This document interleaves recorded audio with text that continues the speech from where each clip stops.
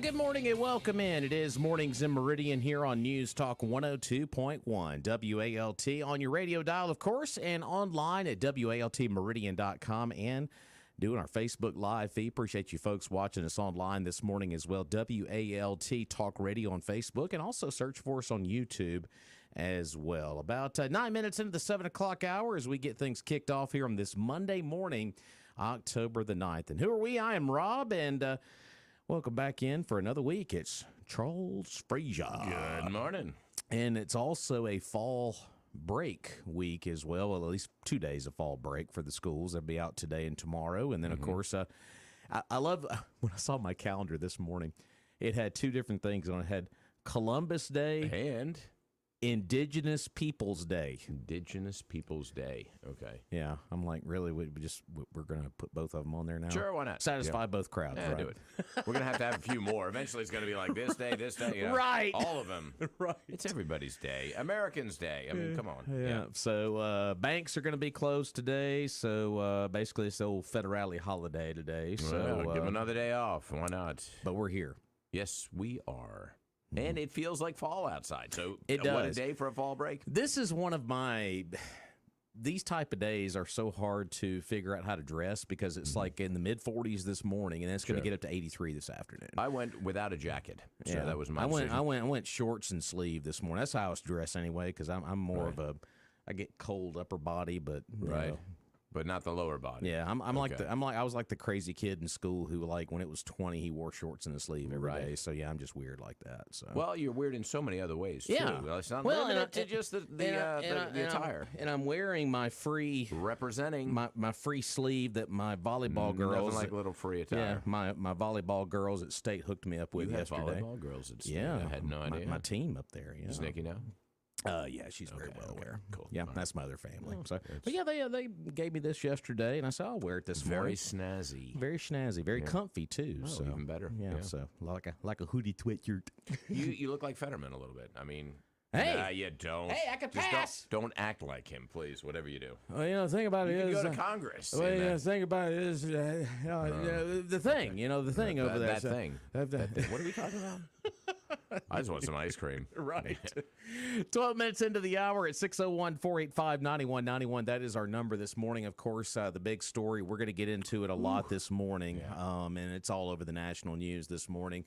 The State Department is reporting that now 9 Americans have been killed in Israel. So now, with everything that's going on over with the Gaza Strip, I mean, just the bombing that started, early Saturday morning over in Israel, they're at war. Yeah.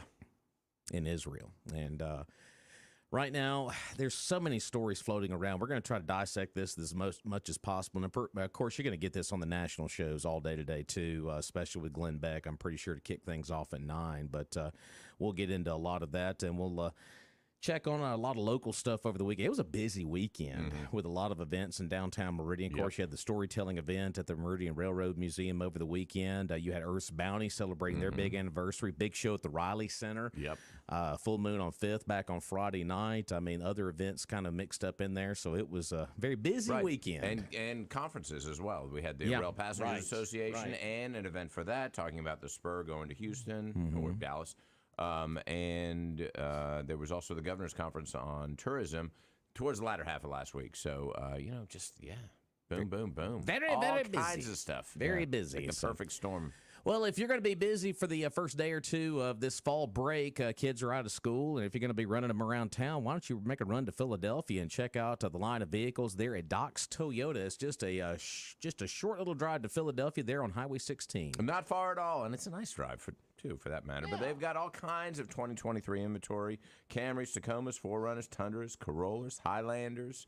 You name it, they've got it, and they've got plenty of them as well. They also have a huge inventory of pre-owned vehicle. All have been through the rigorous multi-point Toyota inspection process, so you know it's a good quality car. What's great about Docs is you can also rent a vehicle. You're thinking about a 4Runner, go rent one for a couple days. Make sure you love it, and when you do, go see them at Docs, because there is no deal like a Docs deal. Highway 16 West, just up the road in Philadelphia.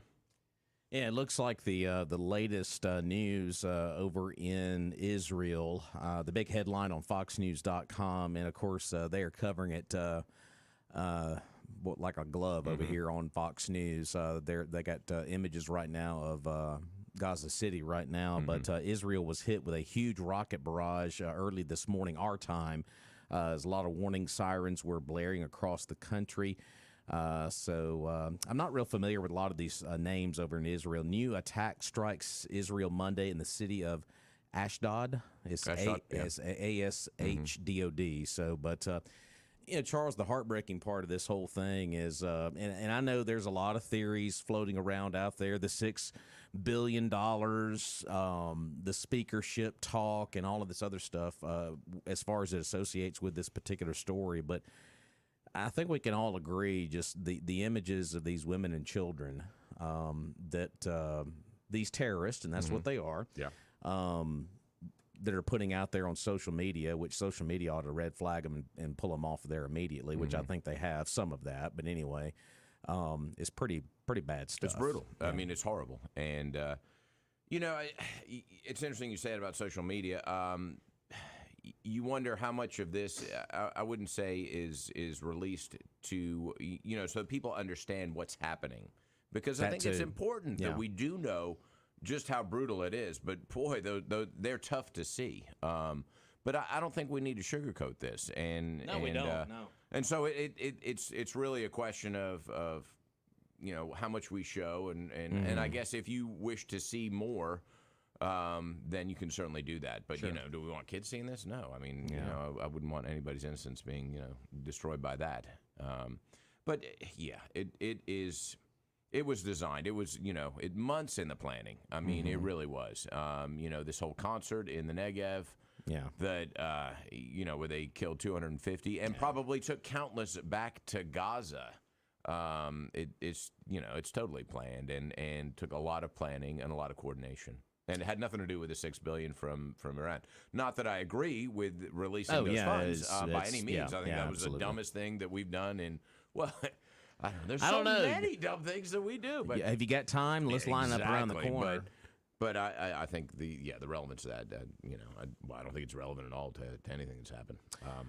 Yeah, when you have Prime Minister Benjamin Netanyahu hitting state television over in Israel saying basically we're at war. Yeah.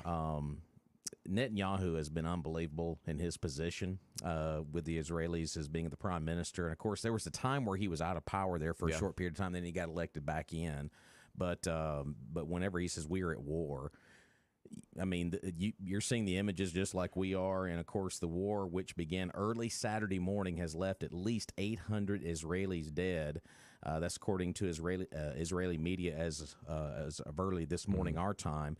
But one of the Fox reporters who has been on the ground the entire time, that being Trey Yingst, of course, he's got his big helmet on, and of course, huge helmet. He has a huge really helmet. Big, and of course, if you remember that face, he was over in Ukraine when that whole conflict started. So now he's right in the middle of this. So they don't like him very much. I guess not. You draw that short.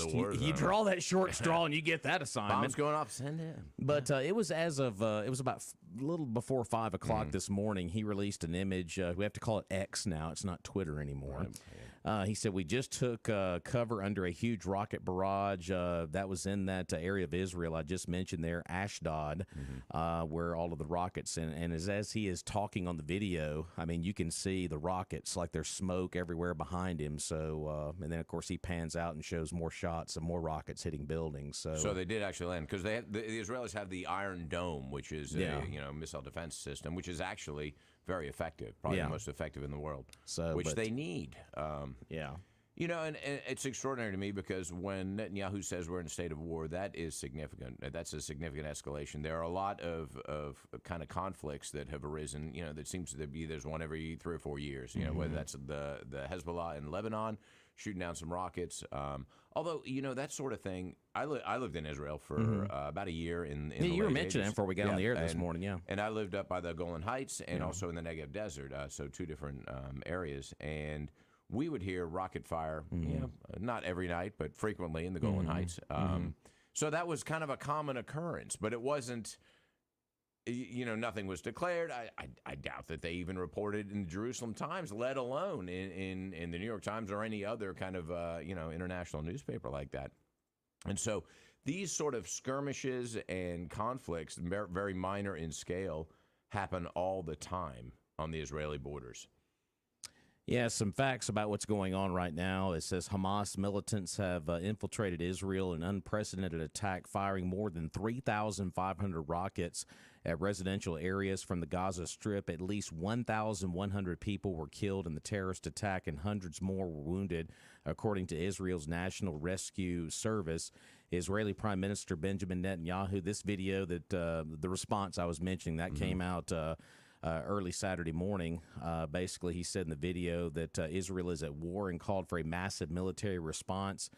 And, of course, the attack was carried out on a very holy holiday as well over in Israel. So a lot of people were still asleep, getting ready to observe that holy holiday that's on the calendar there.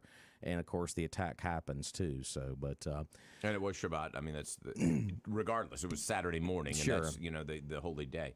Yeah, it says attacks from Hamas terrorists on Israel have killed at least 800 people. Israeli media reported Monday. The casualty numbers have continued to mount as the Israeli military regains control of the areas surrounding the Gaza border. Benjamin Netanyahu has deployed tens of thousands of troops to the region, and military officials have declared that they will kill every terrorist in Israel. Israel forces recaptured areas near the Gaza Strip that have been overrun in a Hamas mass infiltration over the weekend. Media reports, that's from several media sources there, the Israeli Defense Force reestablished control of communities, but isolated clashes remain throughout the country, a military spokesman said on Monday. So there you go. So a lot of reporting coming in there. And, of course, Israel has cut off the water supply to the Gaza Strip amid the siege as well. That's another headline that just came out a few minutes ago. Well, and Israel controls not only the water but the power. And, of course, Israel has also had a blockade of Gaza for maybe 15 years, something like that. So they control everything that comes in and out, which is extraordinary for an area about the third the size of Lauderdale County that has over 2 million people. Whew. Yeah. Wow. And put that so, in perspective. And it's. I know there's a lot of ridiculous blame against Israel going on. I think Harvard had something issued today, Harvard University, and a lot of protests in New York and various other cities around the country. Which supporting the Palestinians, it's like, okay, you can support their cause, but certainly not this action. I mean, you cannot. There is nothing that can condone this action. I think that the Gaza Strip has been a powder keg for a long time because of that. High unemployment, a lot of young men with nothing to do and with a grievance, and that's just a recipe. So, was this inevitable? I think something along these terms, along these lines, probably was. But, the alternative is you're constantly having rockets, terrorist attacks. I mean, just, people crossing the border blowing themselves up. And so, I understand how it developed into the way that it is. But, boy, it certainly, it's a terrible situation. And the current sequence of events is just absolutely awful and reprehensible. And I do think that the Israelis have every right to go into Gaza, hunt them all down. I think the concern is, though, how far do they go? Sure. And this is something that their sovereignty has been violated, clearly. In fact, their citizens have been abducted and brought there. And, can they ever, get them back? I don't know. Because there's, a million places they could hide them within the Gaza Strip, just because of the population density and all the buildings that are there. But, do they kill 10,000, 5,000? I mean, where at what point does international, and I don't mean Western outrage, but certainly Middle Eastern outrage, and possibly Russia, China, other entities kind of say, wait a minute, you've gone too far, and we're going to get involved now. Right. And so that's the real danger. I'm sure that Netanyahu's well aware of that, and he's well aware of his position on the world stage. But he's also well aware of his position within the country itself, and that's somewhat tenuous. He has to have a very strong response to this. Yeah, you were mentioning the protesting that was going on in New York, and there's pro-Palestinian protesters that rejoiced in the deaths of Israeli citizens at the hands of Hamas terrorists. It was a demonstration in New York yesterday. Pro-Palestinian groups in Times Square could be heard chanting 700. Wow. The confirmed number of Israeli dead is, as of yesterday afternoon. Meanwhile, pro-Israel demonstrators nearby held the Israeli flag and mourned the loss of life. From the river to the sea, Palestine will be free, they chanted. And meanwhile, pro-Israeli demonstrators chanted shame and murders at the protesters. So that's happening on our soil here in America, up in New York. And in their place, I would be very ashamed to show my face here today. After yesterday, they murdered so many of our children and the elderly, women, and helpless people. That was an Israeli demonstrator yesterday there in Times Square. And of course, one of the pro-Palestinian folks grabbed the Israeli flag and they started stomping on it. And of course, there was pushing and shoving. And then, of course, what happens from there. So authorities had to get involved. I'm sure the Israelis were not counting the body count for the Palestinians. Or No, the body count. no. So, Yeah. but, so that's happening here Sickening. in the U.S. It really is, and So- and to celebrate death and destruction like that. So, but that is the latest on what's going on over in Israel. That was a huge story and still dominating headlines as of this morning. And of course, everyone is wondering on the world stage what is going to be the response from the United States on this. Well, right now, the U.S. is kind of got two hands tied behind their back on what they can do because there's not a lot Congress can do at the moment because they're frozen because there's no speaker right now. Well, you're right about that. We did send a couple of warships into that area, which I think is the right move to do to show strength and say, hey, wait a minute, we're behind you. Not that, we're going to use them or anything like that, but just to have the appearance of that. And Biden came out and said, hey, if you're with these guys, don't. You're crazy to do that. I don't think there was a threat with that, but... if it was veiled. But, still, I'm not a big fan of Biden, or I'm not really any fan of Biden. But, I mean, he could have came out stronger, I think. But, what's the definition of strong for him, though? Oh, that's a good point. Right. Yeah. Well, I mean, here's the thing about it now is we've got everything still going on in Ukraine right now. And now this is happening in Israel. We don't have a frozen Congress right now, but in sense you do, because if you don't have a Speaker of the House, there's not a lot that you can push through as far as policy goes on bills and whatnot.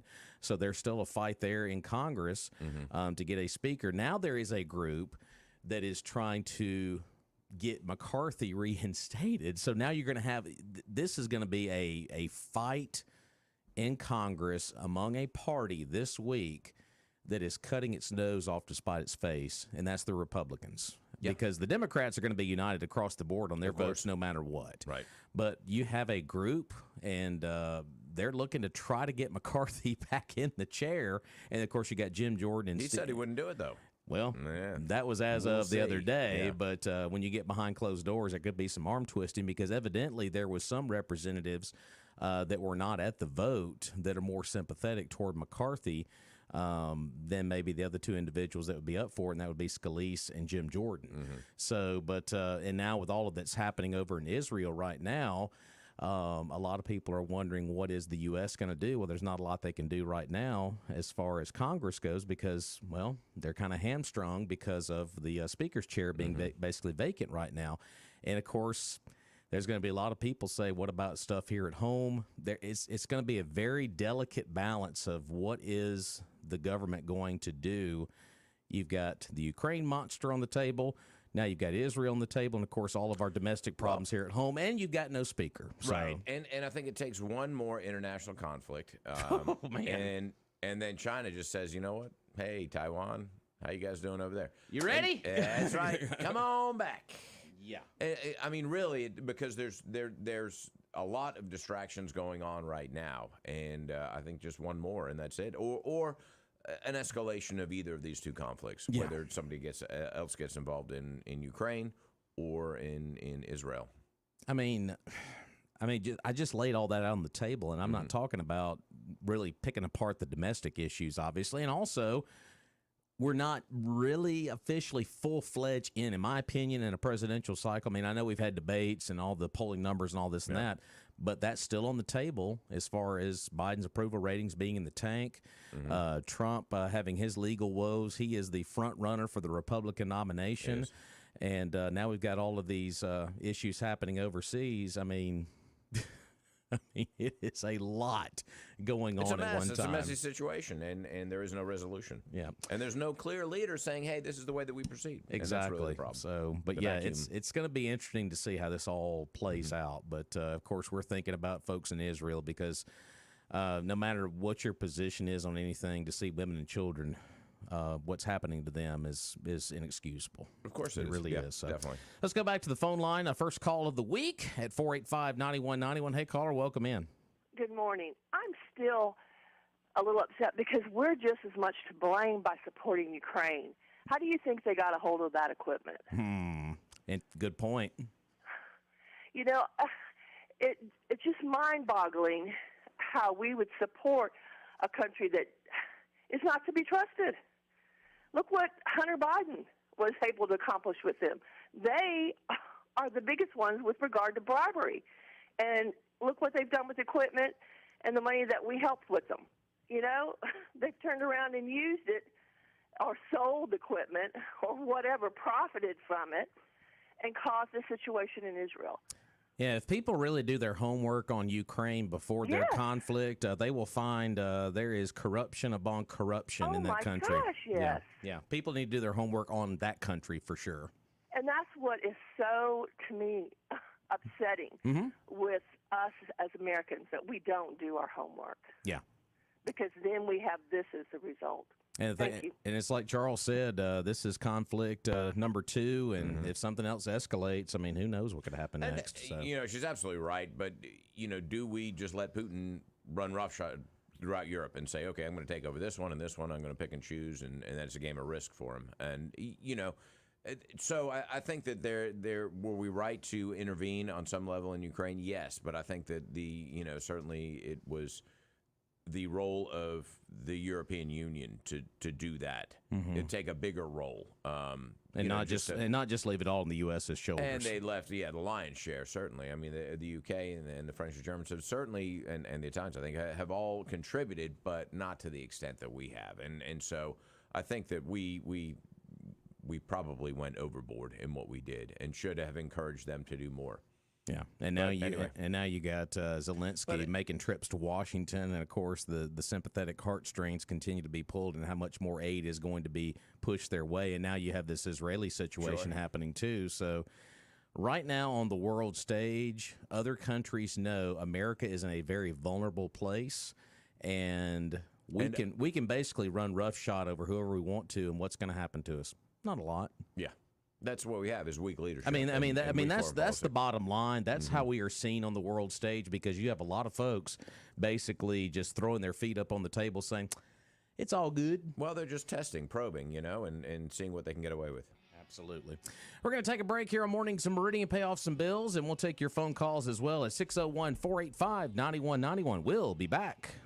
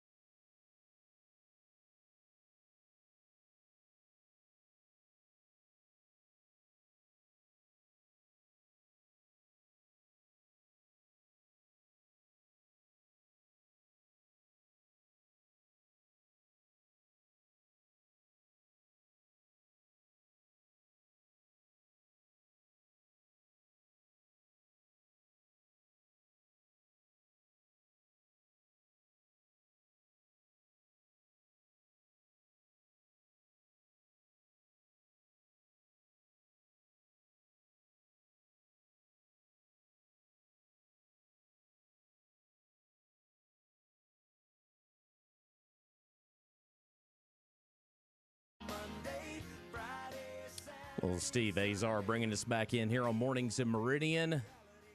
7:36 as we're rolling through the first hour of a brand new week here on Mornings in Meridian. And Rob and Charles Frazier in with you this morning. And we need to thank our friends at Purvis Business Machines as we roll on here on this Monday morning. That's right. Purvis Business Machines been doing it right since 1979. Everything you need for document management, connectivity, all those fancy words that tie an office into one machine, and Purvis Machines has them down there at 4505 Highway 39 North. Check out their inventory online at gopurvis.com.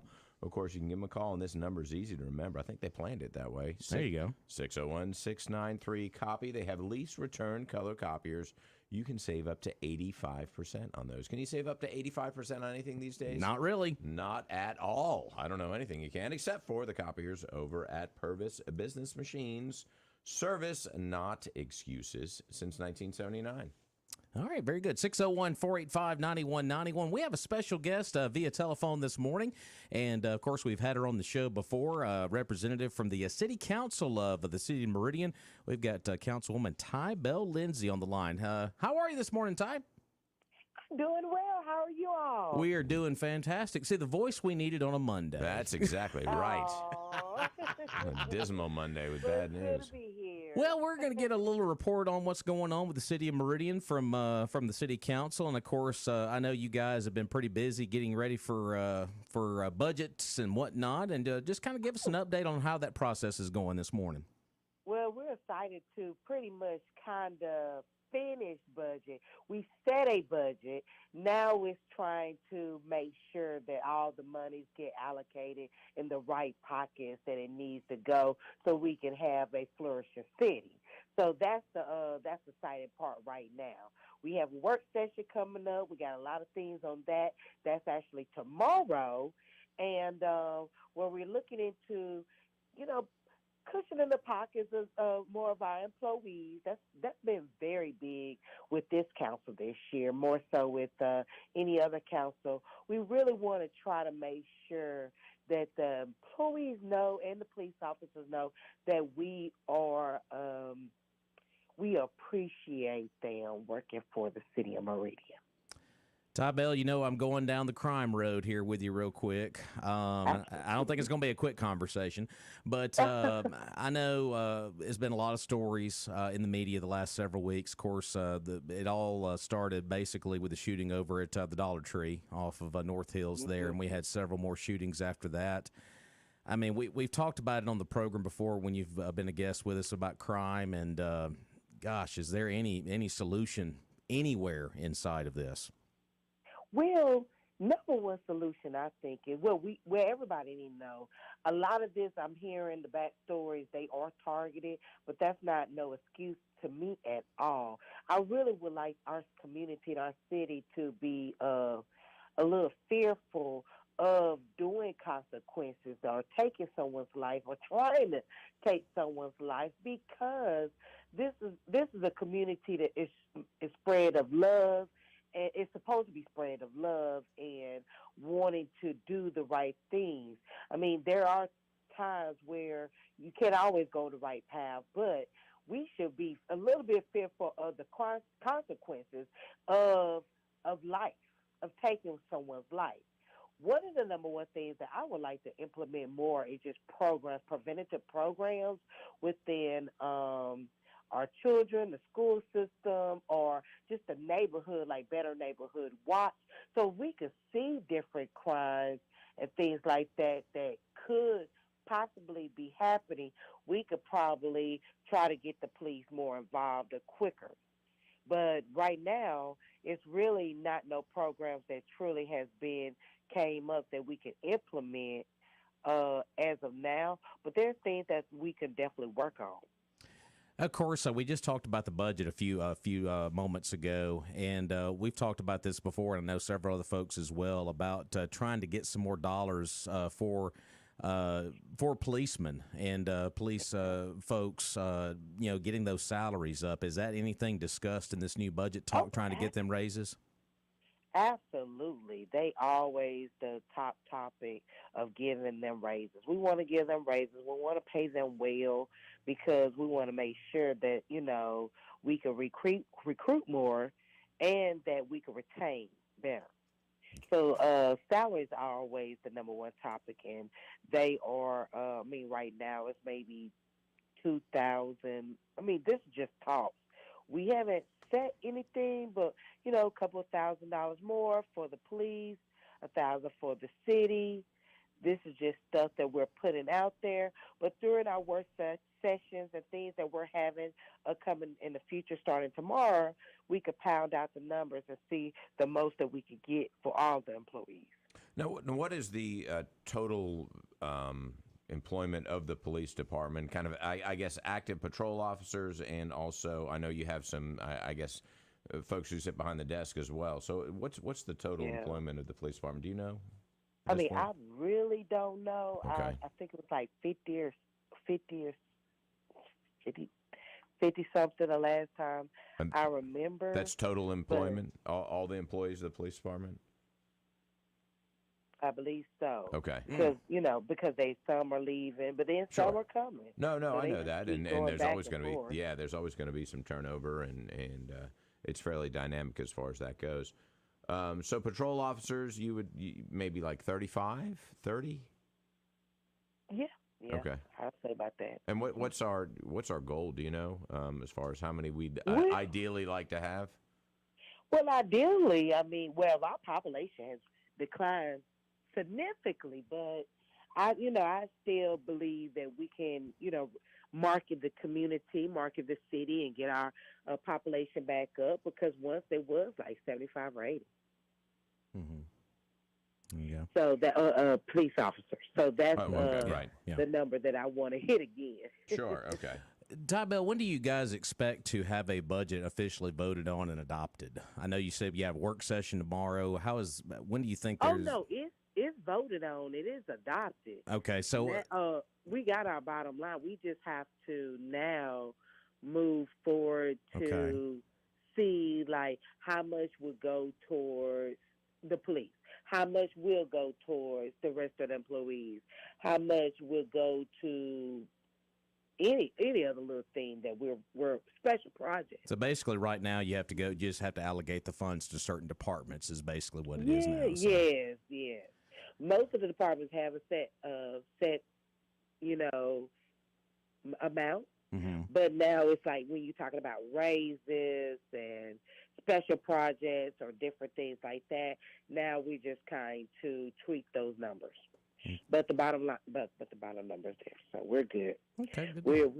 We're in budget, and we're going to utilize the money that we have to the best ability that we could do. Very good.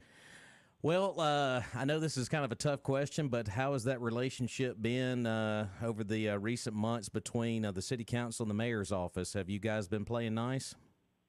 I get a laugh. What a question, Brennan. I know, right? Okay. Have y'all been playing nice? Mm-hmm. Oh my goodness, have we been playing nice? We all right. She's like, don't ask me that. It's really hard. I would tell anybody, Yeah. especially for anybody that wants to run for mayor or city council. For a city council member, their ward is the most important thing to them. It's special. And then they also have room for their heart for the entire city. And then I guess the mayor is over the entire city, of course. But, it's not like, I wish they'll do more team bonding, even during the campaign, because everybody has their own ideas and ideologies on different things. You know what I mean? Like, my way is I work with a sense of urgency. I work with a sense of a goal. Like, I know what we're doing, and I like plans. That's what it is. I'm a plan type woman. So I have to know, like, what we're doing. How does it look midterm? Did we accomplish the goals that we set out to do, and are we going to finish it? Everybody don't work like that. I get it. I mean, I walk around with the iPad with the planner, like I'm planning everything. And so it just could be a struggle, especially when you're in two different eras. You know what I mean? He has his way of doing things. I know I personally have my way of doing things, and sometimes those ways could clash. Personally, we all get along. I mean, respectful. We respect each other on a personal note, professional. It just could be a little tricky. I wish they had more team building, team bonding. That's what I wish for the next council because it's really hard. It's like a marriage. It's hard to get like 5, 6 people to come together to always be on the same page. That's quite difficult. It's hard to get 2 people to come together and say I do. And once that love start, that honeymoon start coming off, y'all really getting to know each other, and then you starting to kind of see the differences within each other. And sometimes it leads to divorce. But in this case, it doesn't lead to divorce. It just, ends the terms for the individuals. But it's one of the things you have to take one day at a time. Mm-hmm. Once again, we're visiting with Tybell Lindsay from the City Council of Meridian, Mississippi. And Tybell, of course, there's been a lot of street repairs going on all over Meridian. And I know that's very encouraging for the citizens to see a lot of paving going on. I know the medical district, of course, that big stretch of road was just repaired. I know there's a lot of frustration with the North Hills project, but a lot of stuff is going on. But there are a lot of positives right now in that area as far as roads go. Yes, that's one thing that I do commend. Now, that's one thing he set out to do was infrastructure, which is something that all mayors should want to do. That's like a given. And so one thing I'm very proud of the city council, we made money and allocated to, therefore he got approved to get these roads done. The medical district is looking good. We are working on North Hills. We really want to do it. Will it be done in the next 2 years? I don't know. We've gotten a few grants. We're still working on because it's very expensive. That's a big, large stretch of street. But I believe we're going to get very close to it. If not, if we don't get it done this term, it'll be first thing next term. So I'm excited about that. And, of course, another item that was on the list to, I believe this did it fall in the neighborhood of Parks and Rec, the Frank Cochran Center? I know that the improvements are going on right now, and I know that's kind of up in the works right now, getting redone currently. Thank you so much. Sometimes I have to think back what we have done since we've been in office, and we've only been in office 2 years, and that is another big project that I'm very proud of. I was able to be in the beginning committee of that, was able to walk through and then we got the presentation from the architect. It's beautiful. That should be done actually maybe spring. It will be done before the summer, before this summer happens. So it will be complete. So I'm very, very proud of that. We done did that. We done paid a lot of streets. We've updated a lot of our parks and recs, such as the basketball courts. We're going to do more. There's a more little like swimming. The city council had where all the kids could go swimming for free at Highland Park this summer. Had that park up and rolling. Sometimes I just we fix. I know we're working on a bridge over there by the activity center. That's in my ward. There's a lot of things that we have done and we're continuing to do.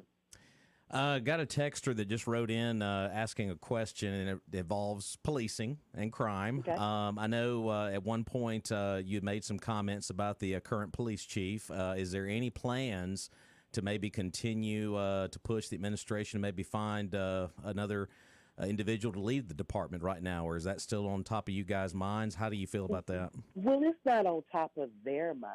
It's just only on my mind.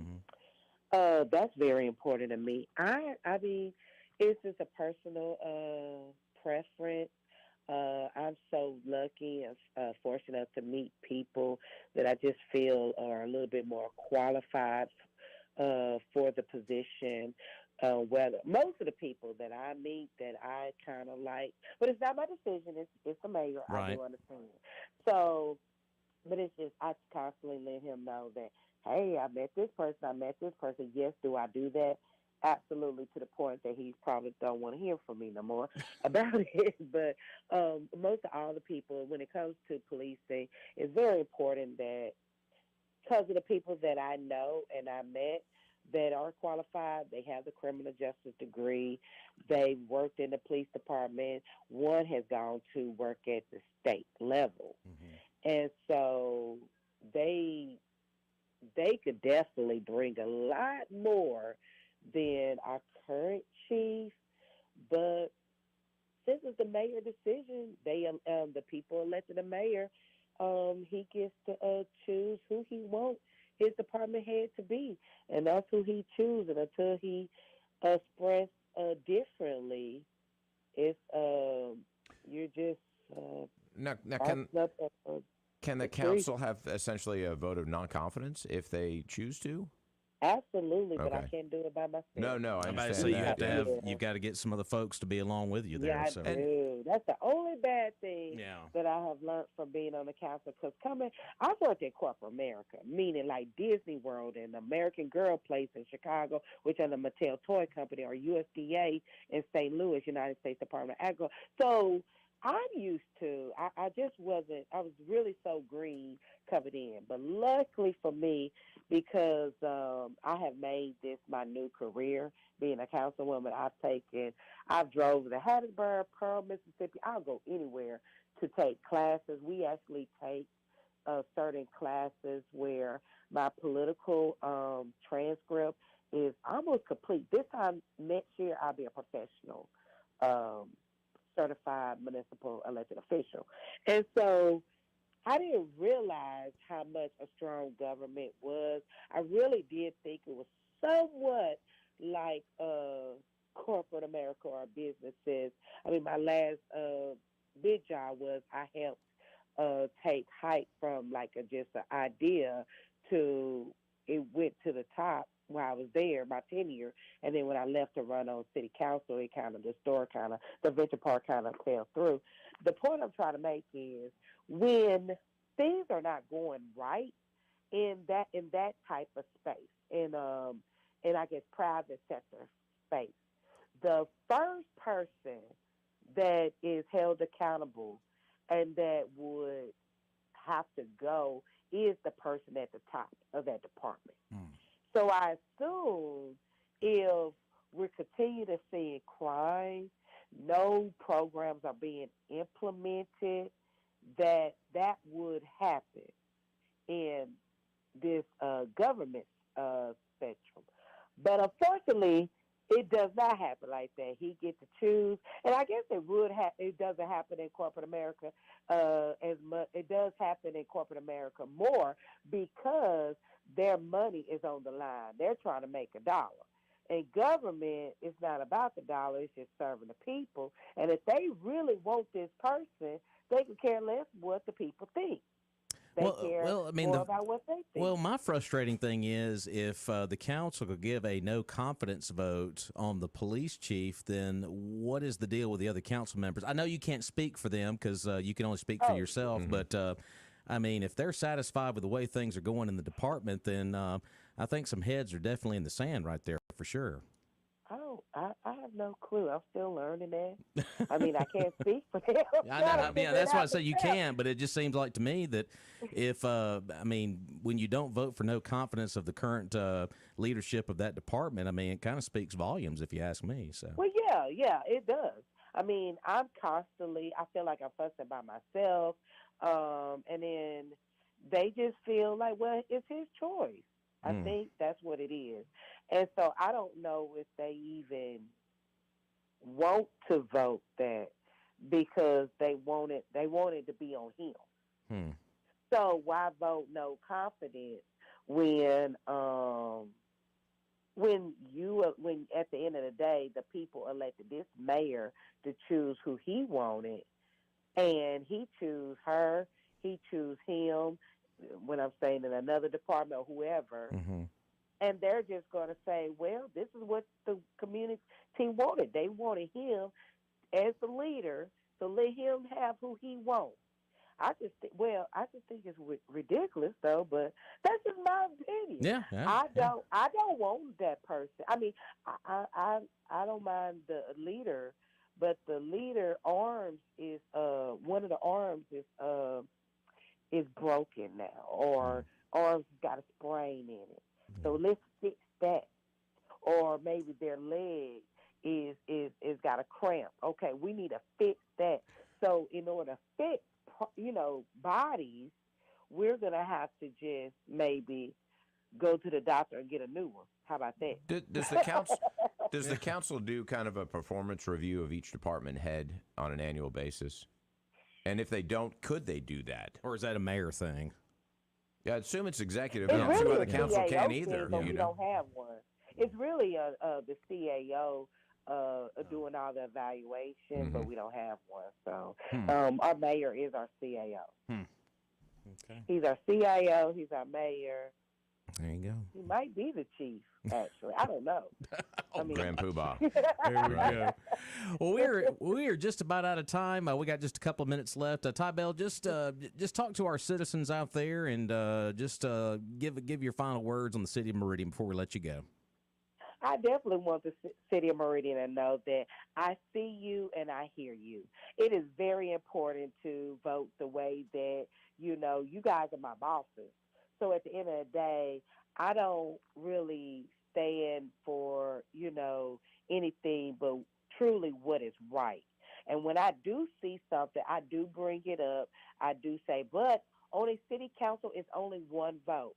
You do need sometimes two other people to make three. And some incidents, especially like a department head, you need four because he can veto it.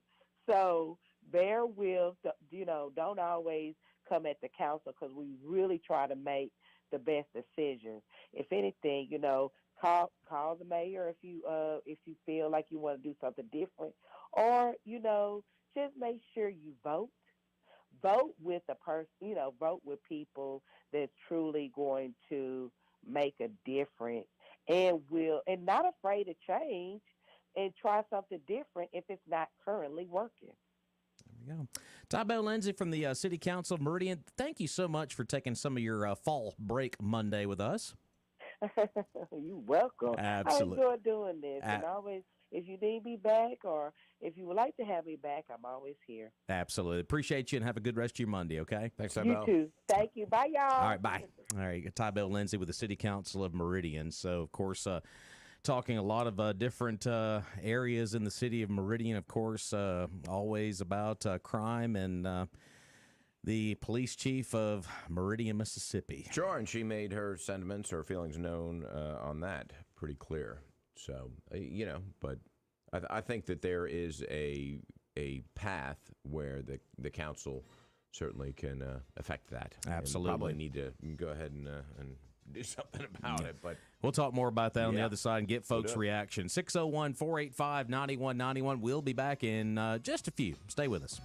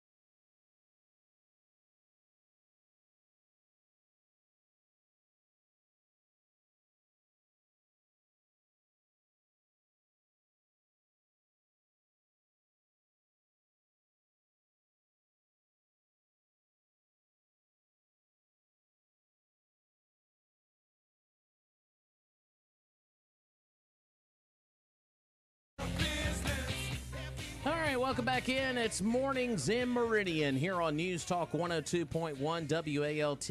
Approaching 12 minutes into the 8 o'clock hour here on this Monday morning, October the 9th. First day of fall break for area schools. Of course, today being Columbus Day as well. Indigenous People Day. Columbus Day. Indigenous People Day. Can they come up with a better? I don't know. Whatever. I don't know. Native American Day. Sometimes I give up on this stuff. So, but yeah, banks are going to be closed today. I'm assuming mail won't run today too. So Probably not. So if you're expecting that late notice in your mailbox, it ain't coming today. Yeah, So well, good. So I didn't get it. There you go. Check's in the mail. Check is not in the mail today. So 601-485-9191. Big thanks once again to Tybell Lindsay from the Meridian City Council for joining us on the show during the last segment, and we'll peel back some of that interview as well coming up. But first, we need to thank our friends down at Barber and Sons Plumbing. If you got that plumbing issue, you know what? I just thought about this. With the temperature starting to kind of move toward cooler weather, you might cooler. You check your downright cold. Check your pipes and everything before you get going. But if you've got a leak, you need to get on top of that fast. And Gary Barber's who you need to call. Oh, no doubt. Or go see him at 1123 26th Avenue. And the thing about Gary Barber, of course, he knows everything there is about plumbing, and he's probably forgotten more than I'll ever know. But he's just a great guy. He's Absolutely. a great storyteller. Oh, so yeah. be prepared. You're going to hear a great story. But, of course, if you just bring a picture of the plumbing part that you have an issue with, he knows immediately how to fix it. He will get you the right part, so you don't have to bring it back and say, oh, it's the wrong part, Gary. No, it's the right part, and he'll show you how to fix it. I mean, he will literally grab parts and say, this is what you do. And so, if you're a do-it-yourselfer, even if you don't know much about plumbing, you will after you leave Barber & Sons Plumbing. Give him a call, 601-482-7023. Of course, go see him, 1123 26th Avenue. They've been doing plumbing right for over 80 years. They invented plumbing. Absolutely. They sure did. Always Gary will tell you they did. I always love the line, if you're leaking confidence, call Gary. Let's go back to the phone line this morning. Hey, caller, good morning. Mabel, what's this about pigs' butts attacking Israel, them ham-ass people? Whoa. Hey, Hey, now. Can we say that on the air? Well, he did, so- Okay.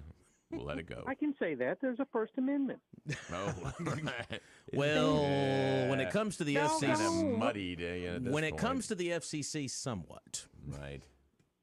Well, I didn't say anything that was in their list of words you can't say on the air. You are correct, sir. What George else? Carlin. What's on your mind this morning?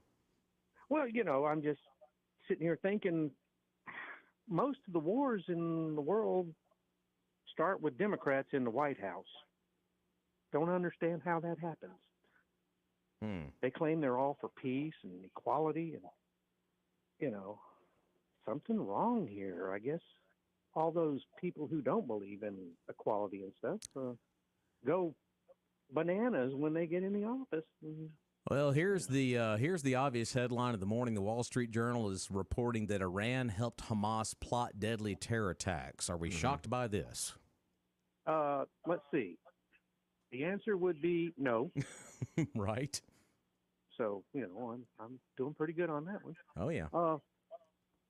You give somebody $6 billion and they have some money in the bank, they can use that money in the bank for whatever they want.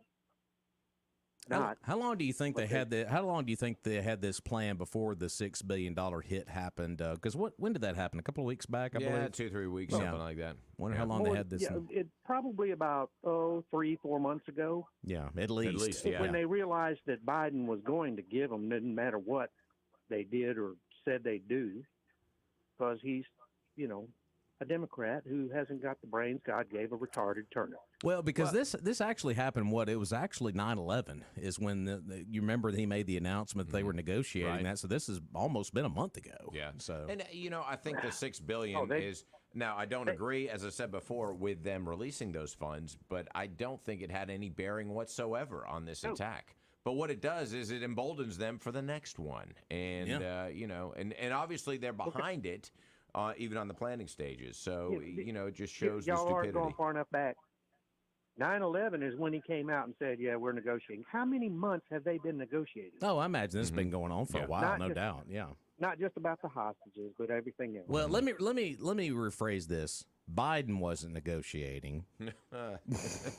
He wasn't doing anything. I hope not. Eating ice cream, sniffing hair, but yeah. I mean, it's probably winking, blinking, and everybody else that was doing that. So now you know that anything that happens is supposed to be his fault.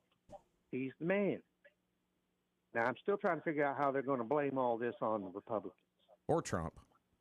or Trump. Oh yeah, Trump. Oh, that's true. Yeah, you got to blame it on Trump somehow. You know, overstating his net worth. You know, set off Hamas. They just don't like that. Yeah. So, but no, yeah. Look at all the wars. Yeah. You know, they started a civil war. You know, Democrats. They started World War One, or they got us in World War One.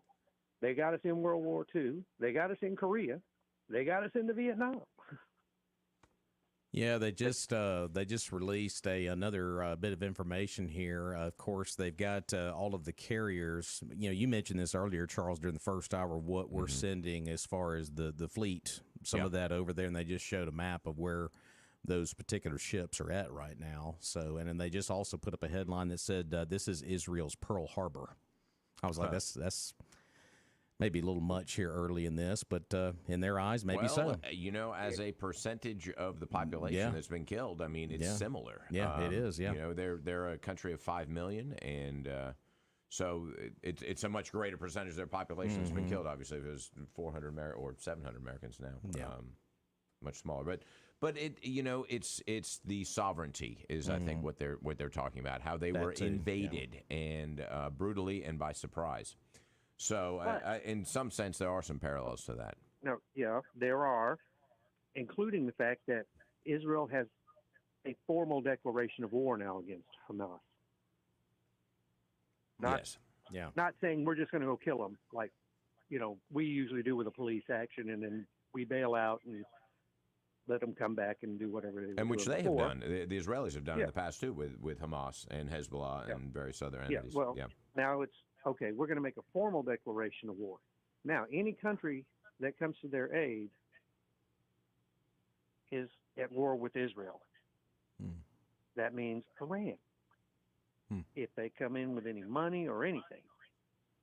And that's one of the reasons those carriers are there, because they're going to be looking at anything coming in from the sea.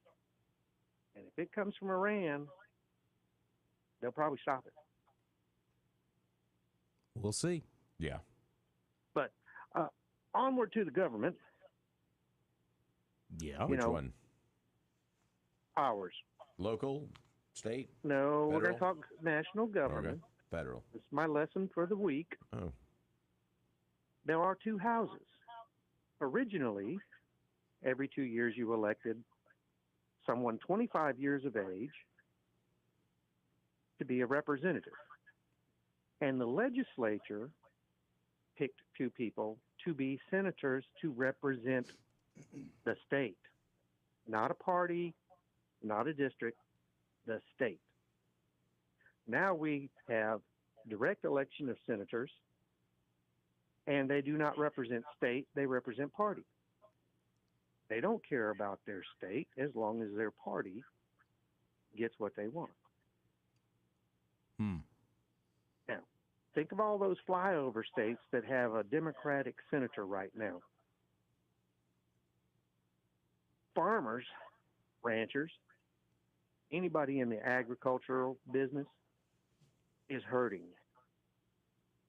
bad because the fuel costs are up. Well, all energy costs. And the senators aren't helping them by following the party line and not what's best for their state. And it could be possible that we see a Senate change, and it might be a big one. We shall see on that too. So, yeah. Yes, that is the lesson for today. All right. We have no longer a Senate that represents the states equally. It is a political melee. All right. All right. Well, we appreciate it this morning. Be sure you Gentlemen. get Mabel fed. Yep. Yep. Gentlemen, you have a good day. Keep everybody informed. And Mabel, get me out of here. All right, there we go. You're out of here. So there you go. A couple of reports. We mentioned this earlier this morning. 601-485-9191, our number here at Mornings in Meridian. We talked about the 9 Americans that were killed in Israel. The State Department reported that, according to Secretary of State Tony Blinken announced. Yeah, Blinken announced yesterday that the U.S. had received reports that Americans had been killed or taken hostage in the Hamas assault. President Biden's administration has yet to clarify whether or how many Americans may have been taken hostage. Now, State Department spokesman Matt Miller announced the new death toll earlier this morning. Now, the updated death toll comes as Israeli media say at least 800 people were killed in the Hamas attack, with more than 2,000 wounded. Now, I know that the other part of this is the $6 billion that has been talked about a lot since the attack went down. And this news article here that I just found a few moments ago, weeks before Hamas terrorists carried out their assault on Israel, which they say Iran supported, Iran stated it would use the $6 billion in funds in the freed prisoner exchange deal with President Biden wherever we need it. Biden's administration has insisted that the $6 billion can only be used for humanitarian and infrastructure purposes, but critics have argued that the cash freed up other funds for Iran to spend on terrorism. Of course, yeah. So, of course, there's you've got $6 billion that was going to humanitarians. Like, oh, we'll just use that instead. Just shuffle money around, so to speak. So, but they're not following that other money. So, absolutely, yeah, that's pretty clear. And you know, as far as the number of Americans who've been killed or captured, I'm surprised it's not much higher. There are a lot of Israelis that are dual citizens and a lot of Americans that go over there. You know, when I was there were all kinds of international visitors. It was kind of the gathering place for a lot of just what we call travelers, you know, people kind of hitching around Europe and that sort of thing, because you could work there easily on a kibbutz or a moshav, make some money. And so there was a very vibrant international community. And this rave they had in the desert, boy, I'm surprised they weren't all international. Exactly. And I know there was a German young lady who, those scenes were horrible of her being really paraded around Gaza. So, you know, there are multinational victims in this terrorist attack. Well, as we're speaking right now, Israel has just launched more new attacks on Hamas targets this morning. So this thing is really escalating very quickly since Saturday morning. So it is, but you know, when are the ground troops going in, and what are they going to do in Gaza when they go? And that's really the question. And what are the far-reaching consequences of that? Absolutely. 601-485-9191. Also, we'll peel back some of the interview we just had with Tybo Lindsay a few minutes ago as well. We talked about crime in Meridian and a lot of different subjects about the police chief as well. We'll get to that coming up. But let's go to the phone line first. Hey, caller, good morning. Good morning, guys. How are you? Hey, Miss Ruth. How are you? Oh, I'm okay. Well, getting better. Please, of course, this is not the main thing I want to talk about. There are two things I want to talk about, but let's go with Trump now. He was president in 2017. Have people forgotten that this man, who was there boasting about what other presidents were not able to do, and he was able to do, and he made Jerusalem the capital of Israel, and even the world leaders were upset about this.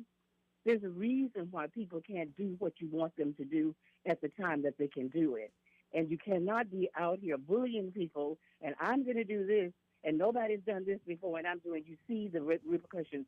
It doesn't have people talking about months in planning. There had to be more than months in planning. People knew then that there was a serious problem when he did that.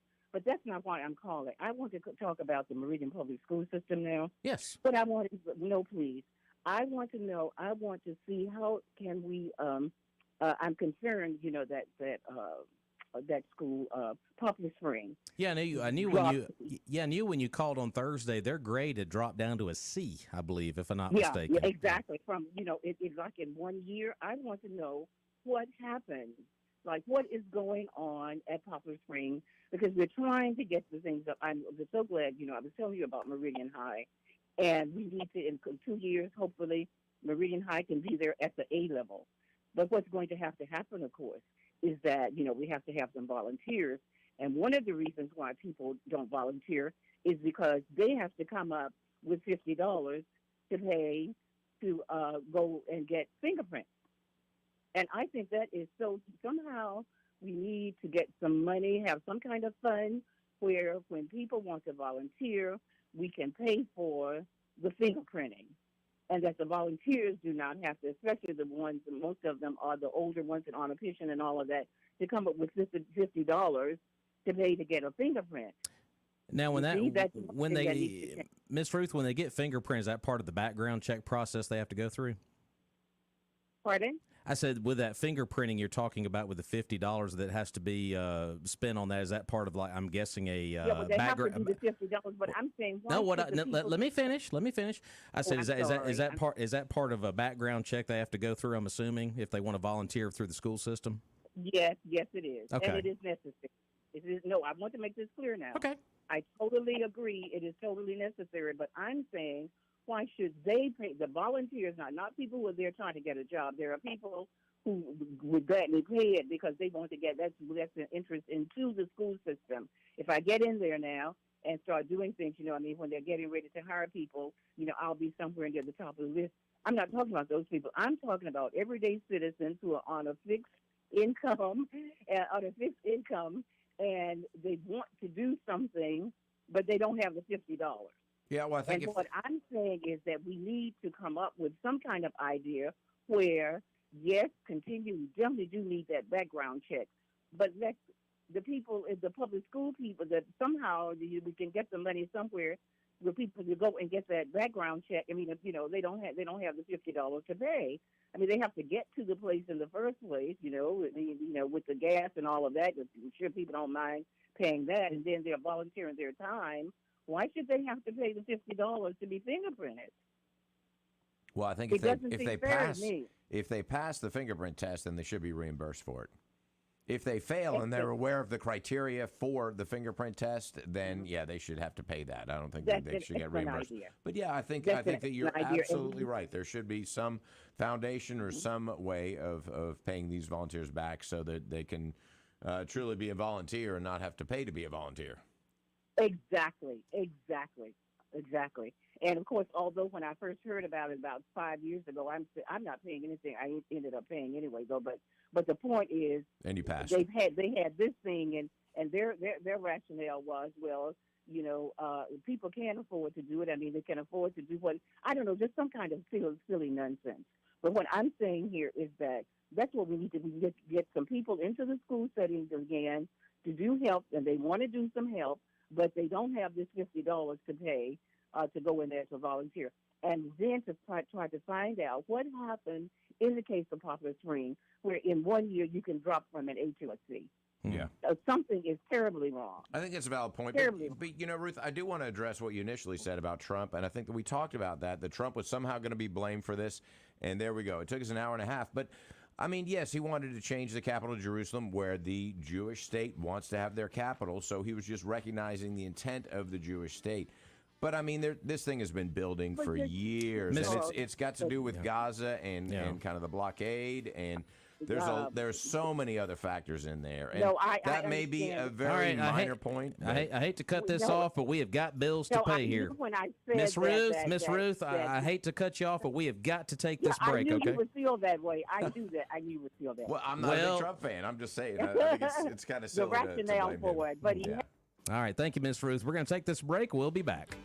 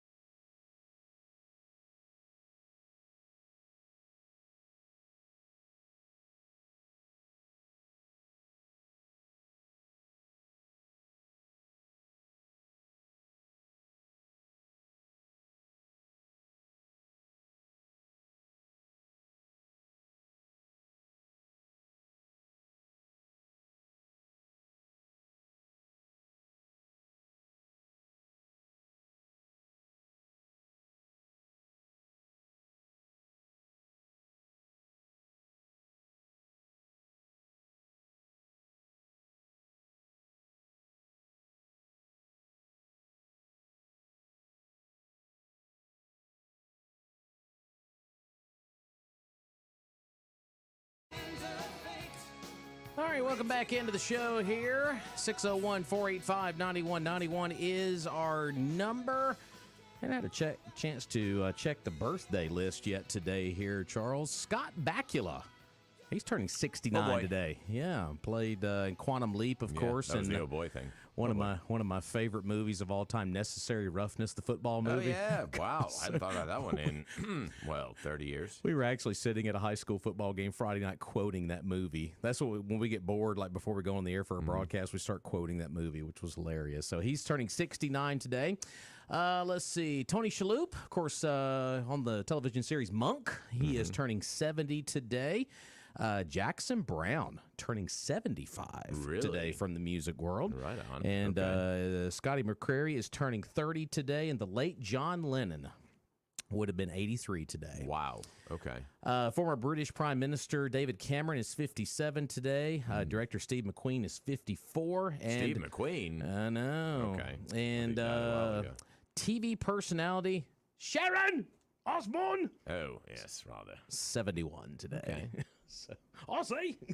So there you go. Wow. Interesting mix of birthdays today. I'd say, yeah. Who do we got next on our list to thank you? I believe it's our friends down at Ready to Roof. You know it is. And when you're ready to roof, they're ready to fix your roof. They're the only award-winning local roofing company here in Meridian. They have qualified as Master Elite Certified Roofers. Sounds pretty impressive, and it is, because only 2% of all roofing contractors in the nation have qualified as Master Elite. You can give them a call today for your free estimate, 601-573-1150, or make an appointment online at ready2roof.com. They have financing options available. Low monthly payments for that brand new roof. 601-573-1150, ready2roof.com. All right, very good. And wanted to clarify that here real quick. Let me get down to my birthday list. Director Steve McQueen is 54 today. Of course, is he related to actor Steve McQueen? I don't know.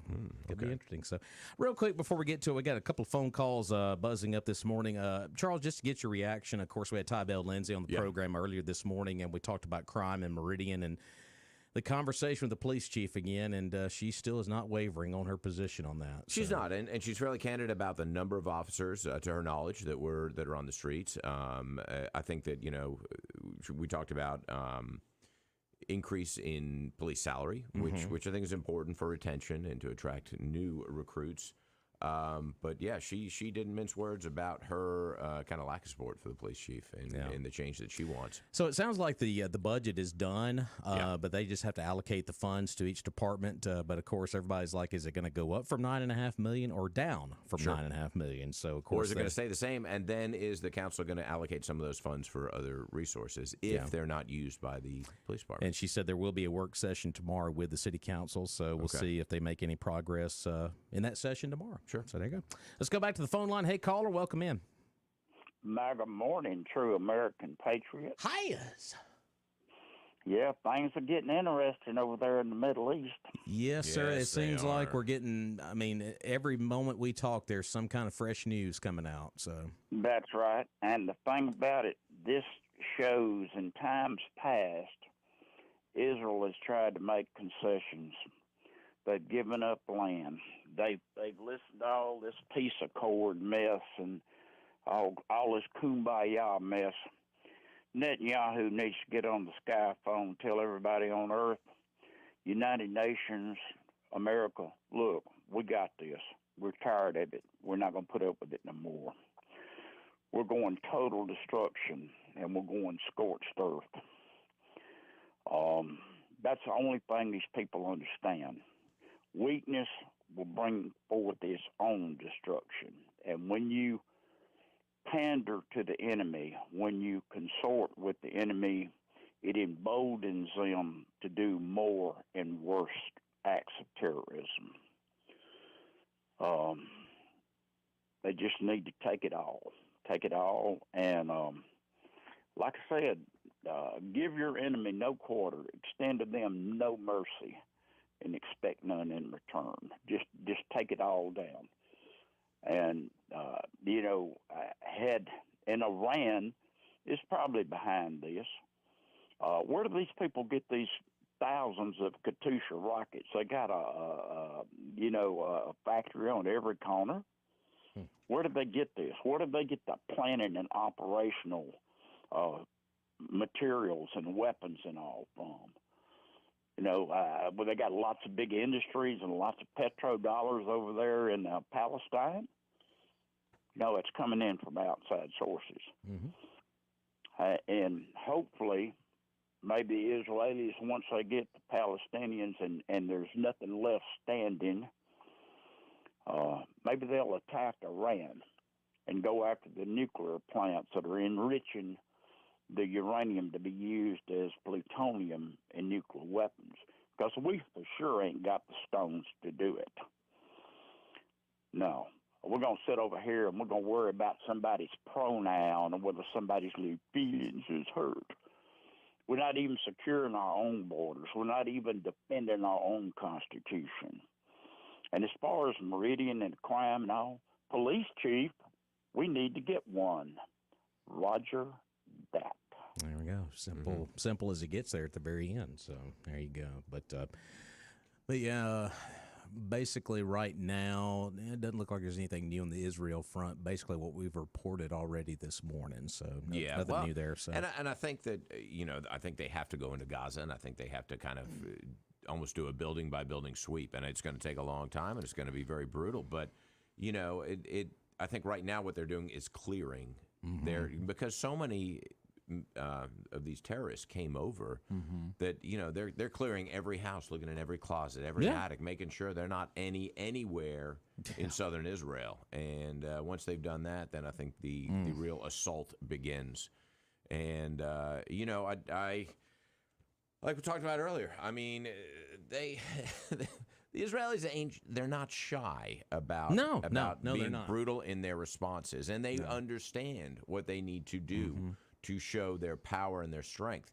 However, my concern, as I said, we've got 2 million Palestinians in Gaza, and what's the line? Where do we, if they go in and kill 5,000 of these terrorists? Yeah, we got something new coming up here. It says the U.S. We talked about the ships earlier. It looks like fighter jets are moving in closer to Israel too, with the United States. So that's interesting. So there is a little bit more response there than we thought.